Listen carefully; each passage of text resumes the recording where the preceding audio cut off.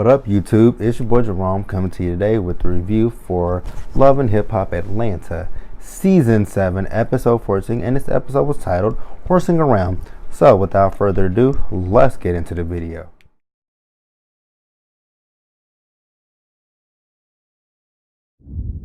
So I'm basically going to start this episode out with the shit that I really didn't give a shit about, and it was with Jasmine. So, Jasmine is talking about how she's back in Atlanta after being in Houston, and she's ready to see, happy to see her son and all this kind of stuff. And I'm like, well, you would have never had to been without him if you never went to Houston trying to pop up on Rashida. That's my thing. And then what really got me was when this little bitch said in her interview that she hopes that Rashida marinated on the conversation that they had. I'm sorry, but did we watch the same? Did we listen to the same conversation? Because literally, Rashida read you for shit. So you should have marinated on that conversation that you had with Rashida, not Rashida. And then she's talking about she got a phone call from someone that she least expected, and the person that she got a phone call from was Kelsey with that baby voice. So Kelsey comes over. And, she's letting us know that Kurt called her and told her that Jasmine showed up at Press Houston, but she was in Atlanta working at the Atlanta store. And, her whole thing with Jasmine is, why did you, which is pretty much everyone's question, why did you go down there and pop up on her? Like, you have to do things in the right time and the right place. And that was neither the right time nor the right place to pop up on Rashida. And, Jasmine's whole thing is, I want to meet my little brother and all that kind of stuff. Sorry, I can't really do the Jasmine voice. Not the Jasmine voice, but the Kelsey voice. But she wants to meet her little brother and all that kind of stuff. And, Jasmine goes and get Cannon and all that kind of stuff. And she lets she lets Kelsey meet baby Cannon, which I thought that was actually a cute scene. And that's how things should have worked out in the beginning. Like, don't just pop up on these people because... I get it.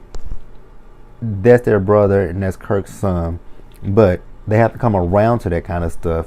You slept with a married man. And true, you knew he was married and Kirk knew he was married. But you can't expect these people to just be like, oh, there's a new baby in the picture. So let's just hop on board the train and just say, oops, they had a baby. Let's just move on from it. Nah, it takes time to do that. And you have to let them come around to it. But, all things work out in the end, and it's working out for her now. But she should have just been patient like Kelsey told her. Be patient and let things work out the way that they're supposed to. Like, you are a mistress. You are a side hoe. Like, let things work out in a way that God plans them to work out in situations like this. And then while I'm on the subject of Jasmine, I'll talk about Tiara and Jasmine. So basically Tiara has Jasmine over because she hasn't really talked to her since the Houston, they were in Houston and all that kind of stuff. And, she wants to have a slumber party with her and all that kind of stuff, to catch up on everything that's going on with her since, Houston. And, Tiara is basically telling Jasmine about how things are for her without Scrap around, how it's hard for her and all this kind of stuff. And, she feels like King just needs his father in his life, which that is true. He does need his father in his life, but his father is in jail. And, she said she felt like KK was lying when KK was telling her that Scrap's release date is actually next July instead of when they were filming. So, she was talking about that. And then she was talking about how, KK wants to be involved in King's life and all this kind of stuff. And for once, Jasmine actually made some kind of sense with this situation. She told Tiara that, that is his grandmother, and she wants to be a part of his life. Let her be a part of his life and all that kind of stuff. Because with Kirk and his mom passing away, Cannon never got the chance to meet his grandmother. So take advantage of the opportunity while you have it, which I agree with Jasmine on that sense. Like, we're only here for a short amount of time, so might as well let him be around his grandmother and all that kind of stuff. So I was completely on Jasmine's side with that situation. She actually made sense. And I'm looking at this narrative now. It feels like to me that they're trying to write Jasmine completely differently now. They're trying to make us, feel differently towards Jasmine. And I'm like, right now, ain't nobody feeling that shit. Like, she's still the home wrecking hoe, and I don't see it for right now. Things can change, but right now, don't see it for her. All right, so then you get KK, and she's meeting up with Sass, and KK is once again talking about the whole Scrap situation, that she doesn't have any definitive answer on when Scrap is coming home, and it doesn't look like it's coming home anytime soon. Like, Jerry did tell you he's coming home July of 2019. KK, why can't you take that as what it is, that he ain't coming home? Like, let it go. He's coming home in 2019. So moving on from that, they start walking in the park and talking about, how basically KK just wants to change her life and her kids' lives. She doesn't want them to have to do the illegal stuff anymore. She wants them to be, law-abiding citizens, I guess, pretty much. So, she and she and Sass, while they're walking through the park, Sass lets her know that he has a surprise for her. And once she gets up, closer to the playground and all that kind of stuff, the surprise is that he actually has King there, which I was like, oh, that's really sweet, And she asked him, where did he get him from and all that kind of stuff, and he said he reached out to Tierra, and Tierra let him, come with him. And I was happy to see that. Like, it was cool. It melted my heart just a little bit on this situation, because I'm like, that's cool that Tierra actually said, hey, I'm gonna let King come and be around you guys. And KK feels like this could be a step in the right direction for her family moving forward. So I hope that things work out for all of them, which I thought that they had worked out before Scrap went to prison, but I guess they didn't. But hopefully now things can get on track with that family.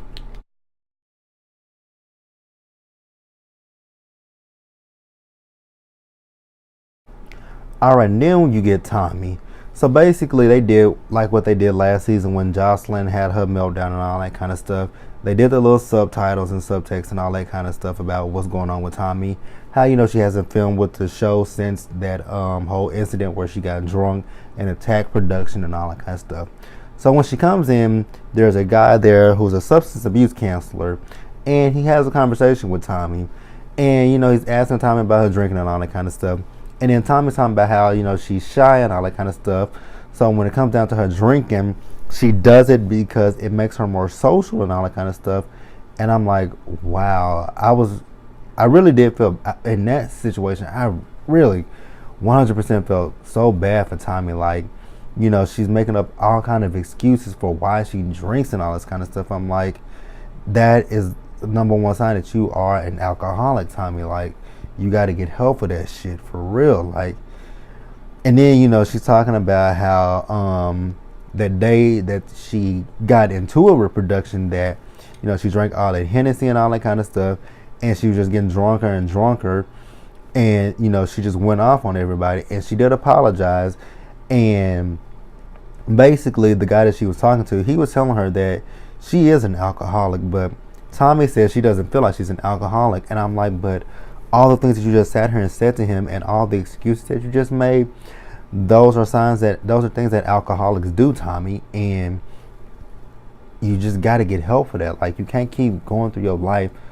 doing that same shit. Like, eventually it's going, it's just going to mess up your life completely. And basically he told her that in order for her to film with the show, that she can't drink, period, point blank. Which right now she has that monitor on her ankle, so she can't drink at all with that either. So I'm glad that now they decide that they want to help Tommy instead of just continuing to film with this girl knowing that she has an alcohol problem. So I'm really happy that now they are, putting it out there like, hey, we want to keep working with you, but you got to get the help that you need to get yourself better. And then she talks about how with her mom, despite everything that's going on between her and her mama and all the shit that they, go through, the arguments, the fights and all that kind of stuff, she doesn't want to be a disappointment to her mom. And I'm like, oh, that is really sad. She still wants to please her mom, and she wants to do right for her mom, even though they, have a tumultuous relationship with each other.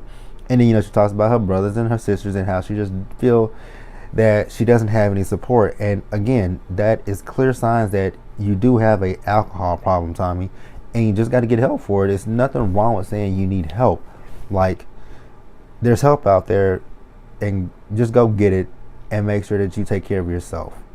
That's number one. All right, and then you get this scene where you have Sam, you have Tommy, and you have Versace, and they all meeting up. And this is like what happened earlier in the season when Sam wanted them to sit down, talk, and hash things out. So once Versace gets in there, she sits down and she talks to Tommy, and basically she apologizes to Tommy. And I think this time Tommy was receptive to hearing that and all that kind of stuff, because she didn't flip out on Versace, and I was really happy about that. I'm like, finally, y'all can sit down and have a conversation with each other. And then she does decide to tell Sam and Versace about everything that happened with her production and all that kind of stuff, about her drinking and fighting production and all that kind of stuff. And this was a good scene. Like, I really was here for them in this scene. Like, no fighting, no yelling, no cussing, no none of that shit. It was just them talking. And, Sam was talking about how she has an alcohol problem as well, which KK had said that before, that both Sam and Tommy both have alcohol issues. And Sam was talking about how, she just wakes up and drinks in order to function and all that kind of stuff during the day. And, she said her body was just telling her that, that's not what we need and all this kind of stuff. And she got herself off of it. And basically she's telling Tommy the same thing, that, you have to stop drinking in order to, get yourself right. And then, while they're sitting there, Sam lets them know that she has been going to the doctor and all this kind of stuff because there's something wrong with her, but the doctors just don't know what's wrong with her. She's getting all these tests done to figure out what's wrong with her. And I'm like, wow, it's kind of crazy that it takes alcoholism and a family member being sick for them to come together and to finally just embrace one another and not argue with each other and not fight with each other. And you can clearly see that Tommy does love her mom, despite all their, flaws and all that kind of stuff. You can clearly tell that girl loves her mama. And, that was a really, really touching scene to see. Like, I hope that Sam is okay for real, because, being sick and all that kind of stuff is not cool. And then to see somebody that you love going down like that, it ain't something that you really just want to see. So I hope Sam is okay, and I hope that Tommy gets help for her drinking. So that's how I feel about that situation with Tommy, Sam, and all that kind of stuff.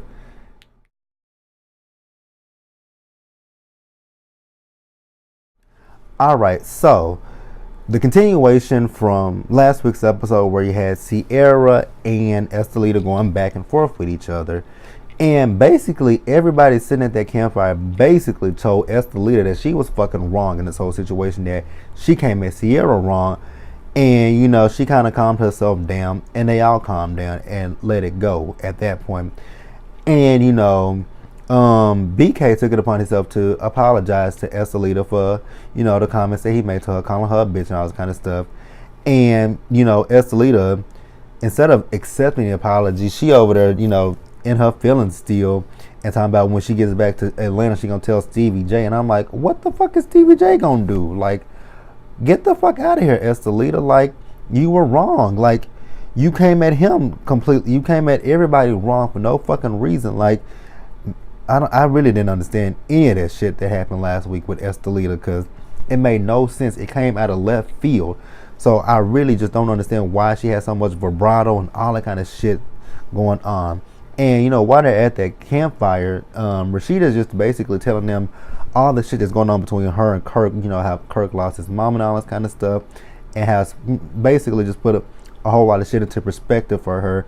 And the shit that they arguing about is petty, minuscule, and minute, which, even without the stuff that Kirk was going through with his mom, that shit was still stupid as fuck. So, I was glad that they, put that shit to bed and move the fuck on from that shit. And then you get the everybody going horseback riding, with the exception of Tokyo and Erica. And while they're going horseback riding, the instructor's telling them all that kind of stuff. And Sierra's like, she got a bad vibe from her horse, which I'm like, you should get a bad vibe from that motherfucking horse, because that horse took off with her ass with a motherfucking quickness, and she just up there screaming, talking about, get me off, get me off. I'm like, and I was just like, I was sitting there laughing that whole time. That girl was just, I mean, when it comes to a horse, you control the horse, but their horse said, fuck you, I'm controlling your ass. And so that's it with that one. And you had, like I said, Tokyo and Erica did not go to the horseback riding. So they stayed back at the ranch and they were cooking. And then in this scene, you got Tokyo and Erica just talking about a lot of stuff. And basically Tokyo was just giving Erica a rundown of her background. I didn't know Tokyo was 23 years old. She's a young girl. So basically, she's over the whole beef with Spice. She's not really sure where she stands with Carly Red right now, but her whole thing is, when she was a young girl, in schools, she fought and stuff. She got expelled. She got sent to alternative schools, and her mom threatened to put her in a group home and all that kind of stuff. So Tokyo has been through a lot of stuff in her life. So when it comes down to all the stuff that goes on, it's not that, when she breaks down that kind of stuff, I guess it's because of all the stuff that she's been through, and she just doesn't like people bringing her to that point in her life again. So I really understand where she comes from with that whole situation. And then, her and Erica, she tells Erica that she's a virgin and all this kind of stuff. And I felt like with this whole scene that there was more that Tokyo probably wanted to say, but because the cameras were there, she just did not say it. Because I really did feel like there was more there to the story of, she was talking about when she's around guys, some guys creep her out and all that kind of stuff. And I'm like, what's the background? And I was completely here for Erica. Erica didn't push her on the subject and all that kind of stuff. Erica basically told her whenever, if she ever wants to tell it, let that be her, she tells it. And, I really respected Erica a whole lot more with that scene, because she didn't press Tokyo on what was, she keeping, what wasn't she saying. But like I said, there's something there that Tokyo is just not talking about. But maybe one day she'll be open enough to talk about whatever it was that she didn't talk about. And side note, did Jock say that he was hung like a horse? Like, I don't think anybody wants to know that it's that shit. Like, bruh. And I don't believe, I don't care to know, but never mind. Moving on. And then, once the horseback riding was over with, they go on a picnic, and then you get Jock and Carly. They go to the side and they have a little conversation with each other. Basically, Carly tells Jock that out of all the men that she's been with, Jock was the one that hurt her the most. And, Jock apologizes to Carly and all that kind of stuff, and they move past it, and they go sit down. And, they ask Jock and Carly what's going on between them. And, Jock is jokingly saying, just let them know we just smashed in the corner and all that kind of stuff. And, I don't understand why Sean talking about, the whole time on the trip, Carly has been flirting with Jock, trying to get under his skin and all this kind of stuff. But I'm like, but you're talking about it, so maybe she did get under your skin just a little bit. Like, a little bit, you think? Like, she got under your skin. You know you were salty. You were salty like a cracker. Like, get the hell out of here, Sean, with your boring ass. And then you get the last night. So the whole group is together. They're line dancing and all that kind of stuff. And then you have Sierra. She pulls Carly Red to the side, and she's just letting Carly Red know how she feels about everything. Basically, she feels, that Carly was wrong, which she was, for going back and telling Spice what Tokyo said.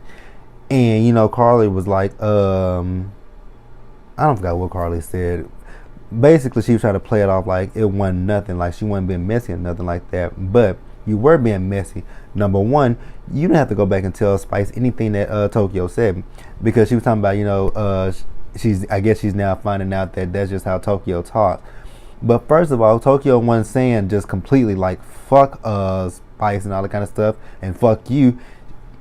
You talking about she could have just said fuck the situation. Basically, that's what she was saying, was fuck the whole situation. But your messy ass took it upon yourself to go and flip it and make it out like the girl was completely saying fuck Spice and all this kind of stuff. So I was completely turned off by that. Like, Carly needed to mind her motherfucking business in that situation. But Sierra did ask Carly about her dad and all that kind of stuff, and Carly, told her about her dad and all that kind of stuff. And then while they're sitting there talking, that's when BK comes up to Sierra and pulls Sierra to the side, and basically, he walked her outside, and he had the candles and rose petals spelling out "I love you," and I'm like, how cheesy and corny is that shit? Like, nigga, you really trying to put it on thick for Sierra. And Sierra was really like, she's not, it's A for effort, but you got to do more than that just to get me back. Like, you embarrassed her and all that kind of stuff. And BK talking about how he cares for Sierra now, he loves her and all that kind of stuff. And then he's talking about the divorce and all that kind of stuff. And she's like, well, everything is finalized. She just hasn't signed the papers. And I'm like, you still haven't signed these papers yet? Like, damn, girl, what the fuck? But when it comes to those two, who cares, to be honest with you? I mean, he played you, and you still gonna take him, you still entertaining the idea of taking him back. But okay, whatever. I actually thought it was really cute when Spice showed the people how to twerk and all that kind of stuff. I thought that was kind of funny and kind of cute. So you get the last day in Houston.